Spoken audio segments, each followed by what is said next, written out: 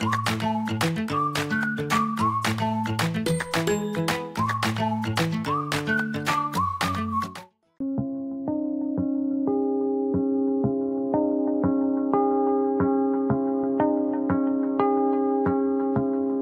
15일) 월요일 거할 처소.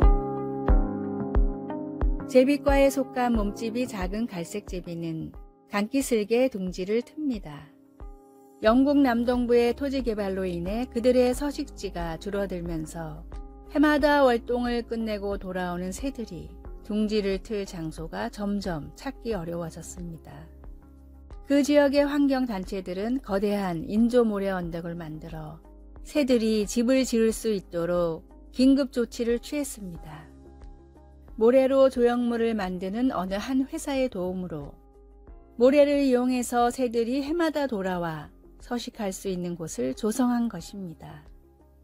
이런 연민에 가득 찬 자비로운 조치는 예수님이 제자들을 위로하는 말씀에 생생하게 묘사되어 있습니다.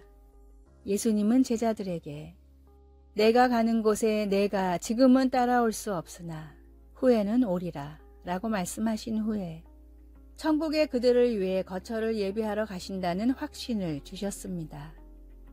예수님이 제자들이 따라갈 수 없는 길을 곧 간다고 하시니 제자들은 분명히 상심하였으나 예수님은 이러한 성스러운 일이 천국에서 그들과 우리를 맞이할 준비의 한 과정으로 여기라고 위로하셨습니다. 예수님의 십자가 위에서의 희생이 없었다면 아버지의 집에 우리 모두가 거할 넉넉한 거처가 예비되지 않았을 것입니다. 우리에 앞서 예비하러 가신 그리스도께서는 주님의 희생으로 주님과 함께 거할 수 있음을 믿는 사람들을 데리러 다시 오실 거라는 것을 확신시켜 주십니다. 그곳에서 우리는 주님과 함께 영원토록 즐거이 거할 것입니다. 말씀, 내가 너희를 위하여 거처를 예비하러 가노니. 요한복음 14장 2절. 찬송 249장. 주 사랑하는 자 다 찬송할 때에. 기도, 예수님, 저를 위하여 주님과 함께 천국에 거할 거처를 예비하여 주시니 감사합니다. 아멘.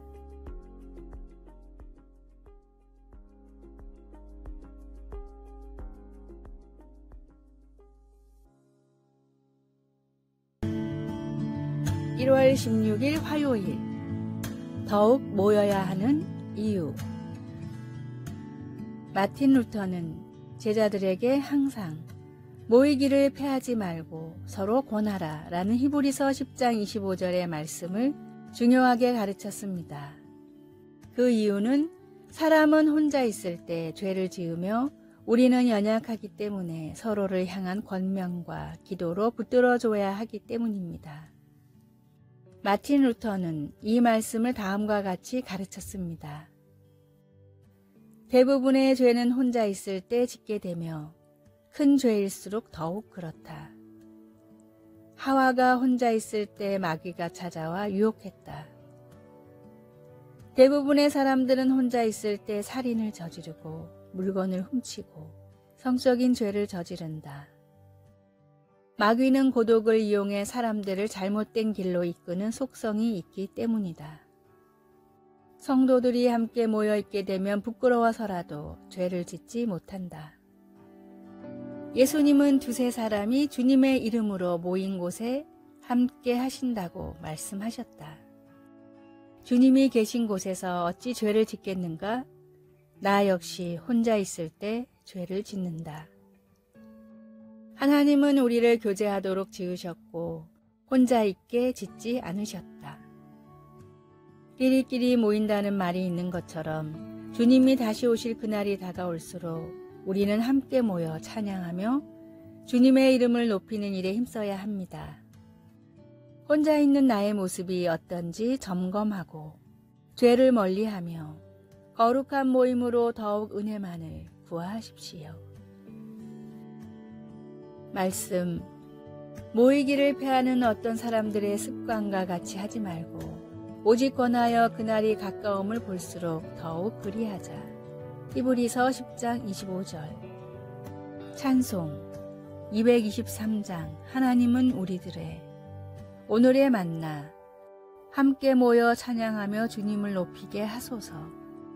나는 혼자 있을 때 주로 어떤 일을 하는지 점검해 봅시다.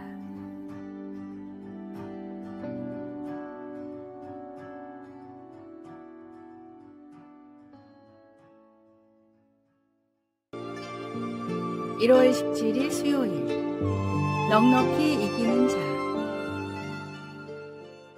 어느 아버지가 아들의 유소년 축구팀을 지도하는데 같은 팀원들에게 연말 파티를 베풀어주고 시즌 동안 아이들의 기량이 향상된 것을 칭찬해 주었습니다. 가장 어린 선수 중 한 명인 아이가 파티 중에 아버지에게 와서 말했습니다. 우리 오늘 경기에 지지 않았어요? 맞아, 우리가 졌어. 하지만 최선을 다한 내가 자랑스러워 라고 말했습니다. 알아요. 그래도 우리가 졌잖아요. 그렇죠? 이렇게 되물었습니다. 아버지는 그렇다고 고개를 끄덕였습니다. 아이가 물었습니다. 그런데 왜 이긴 것처럼 기분이 좋죠? 그러자 아버지는 웃으면서 대답했습니다. 그건 내가 승자이기 때문이야. 질문을 했던 아이는 경기에서 지는 것은 최선을 다했음에도 불구하고 실패라고 생각했었습니다. 예수님을 믿는 우리에게 경기라는 것은 단지 운동에만 국한되지 않습니다. 우리는 인생의 힘든 시간이 마치 우리의 가치를 반영하는 것으로 여기려고 할 때가 종종 있습니다. 바울 사도는 현재의 고난과 하나님의 자녀로서 누릴 미래의 영광 사이의 연관성을 보증해 주었습니다. 우리를 위해 자신을 내어주신 예수님은 우리가 죄와 싸우는 동안 계속해서 우리를 위해 일하시고 주님과 닮도록 변화시켜 주십니다. 비록 우리가 모두 고난과 박해를 당할지라도 하나님은 변함없는 사랑으로 우리가 감내하도록 도우십니다. 도중에 걸려 넘어질 수도 있지만 항상 넉넉히 이기는 자가 될 것입니다. 말씀. 이 모든 일에 우리를 사랑하시는 이로 말미암아 우리가 넉넉히 이기느니라. 로마서 8장 37절. 찬송 325장. 예수가 함께 계시니. 기도. 하나님 아버지, 승리의 찬양으로 시련을 딛고 일어설 수 있도록 도와주셔서 감사합니다. 아멘.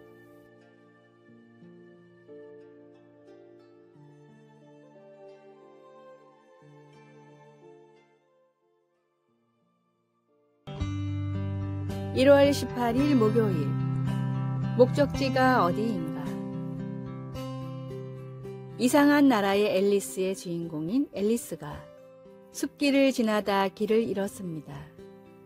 어떤 길을 선택해도 계속해서 같은 갈림길이 나와 한참을 헤매던 앨리스는 우연히 채셔 캣이라는 지혜로운 고양이를 만납니다. 갈림길 사이에 서 있는 채셔 캣에게 앨리스는 지름길을 물었습니다.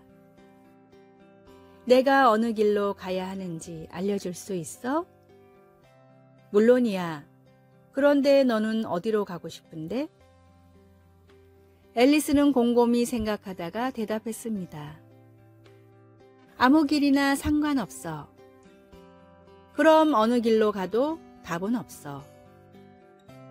채셔캣은 앨리스가 원하는 곳이라면 어디로든 지름길을 만들어 줄 수 있는 능력이 있었지만 앨리스가 어디로 가야 할지 몰랐기에 길을 알려줄 수 없었습니다.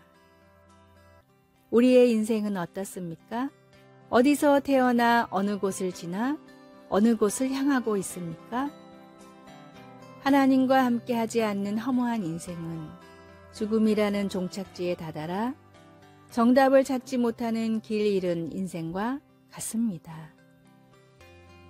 구원을 받았다는 것은 주님을 믿고 의지한다는 뜻이며 살아야 할 이유를 발견했다는 뜻이며 향해야 할 목적지를 찾았다는 뜻입니다.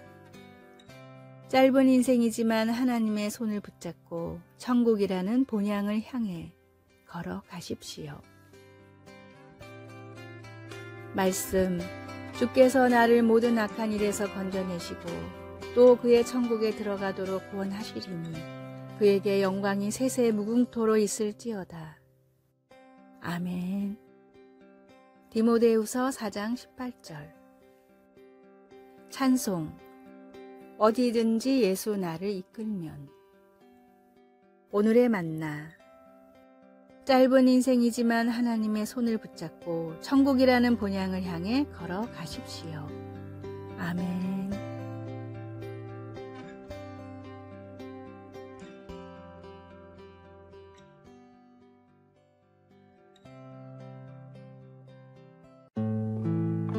(1월 19일) 금요일. 그들이 배부를 것이며. 1960년대 미국 민권운동이 정점에 달했을 때 마틴 루터킹 목사가 암살당하는 충격적인 사건이 일어났습니다. 하지만 불과 나흘 뒤 그의 미망인 코레타 스코킹 여사가 용감하게 그의 남편을 이어 평화적인 시위를 이끌었습니다. 정의를 향한 깊은 열정이 있었던 코레타는 여러 가지 대의를 위해 싸웠던 맹렬한 투사였습니다. 예수님은 의에 줄이고 목마른 자는 복이 있나니 그들이 배부를 것이며 라고 말씀하셨습니다. 언젠가 하나님이 공의를 이루시고 모든 잘못을 바로 잡으실 것이지만 그때까지 우리에게는 코레타처럼 하나님의 정의를 이 땅에 이루는 일에 동참해야 할 때가 있습니다. 이사야 58장은 하나님의 백성들이 무엇을 해야 하는지를 그림처럼 생생하게 보여줍니다. 흉악의 결박을 풀어주며 압제당하는 자를 자유하게 하며 줄인 자에게 내 양식을 나누어 주며 유리하는 빈민을 집에 들이며 헐벗은 자를 보면 입히며 도움이 필요한 사람들을 피하여 스스로 숨지 말라. 억압받고 소외된 자들을 위해 정의를 추구하는 것은 우리의 삶이 다시 하나님께로 향하는 한 방법입니다. 오늘 하나님의 도움으로 우리 안에 이 땅에서 그분의 공의를 이루려는 갈망이 키워질 수 있기를 바랍니다. 우리가 하나님의 방식과 그분의 능력으로 정의를 추구할 때 우리가 만족하게 될 것이라고 성경은 말합니다. 말씀, 의에 줄이고 목마른 자는 복이 있나니 그들이 배부를 것이며. 마태복음 5장 6절. 찬송 462장. 생명 진리 은혜 대신. 기도. 정의를 향한 갈망을 갖게 해주소서. 옳은 일을 행하시는 하나님의 사역에 참여할 수 있게 도와주소서. 아멘.